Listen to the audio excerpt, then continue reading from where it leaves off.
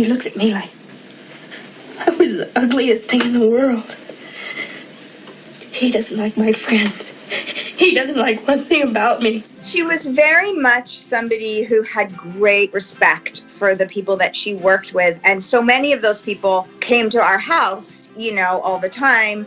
I particularly remember Ruth Gordon. She was my godmother and a dear friend of my mom's. And these people would show up for a drink. And so my sister Courtney and I would have taken a shower. We were in our pajamas. Our hair was wet. But we would come down with our stuffed animal. Or I was really into knock-knock jokes. So I would bring my knock-knock joke book. And these people would completely indulge us. And Laurence Olivier or Fred Astaire, Frank Sinatra. But I didn't know these people were who they were, you know. I just knew my parents loved them, and they came over a lot. Hi.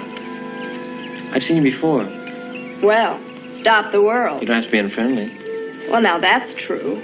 Rebel Without a Cause is sort of acknowledged as one of those points where Hollywood history changes. It revolutionizes acting. It revolutionizes kind of films that were made. Did she tell you any James Dean stories? I remember that my mom spoke almost like he, you know, maternally of him. First of all, she called him Jimmy, and she was very protective of him. And I remember that when she would talk about him, her voice would become more maternal, and she would speak in this like very kind of protected way about him. And so I just thought that he was almost like a child to her. Rebel was a turning point for her because A, it was the first film that she actually went after and really wanted to do because she related to so many aspects of it. And then she was mesmerized by Nick Ray and James Dean and MINEO and realized acting is something that it's an art form that I can pursue. And after that, you know, she wanted to be in control.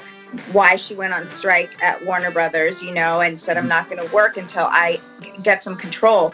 And then, of course, she picked West Side Story. I feel pretty, oh so pretty, that the city should give me its key. She was really excited to do that part and daunted because they had started rehearsing while she was finishing up Splendor in the Grass. So she came later and then needed to work on the weekends. So she was very tired when she had to learn the accent and the choreography. And she was singing, you know, thinking that her vocals would be in the film. So it was a huge, huge moment for her. And it really made her a superstar, I think. No, Mom!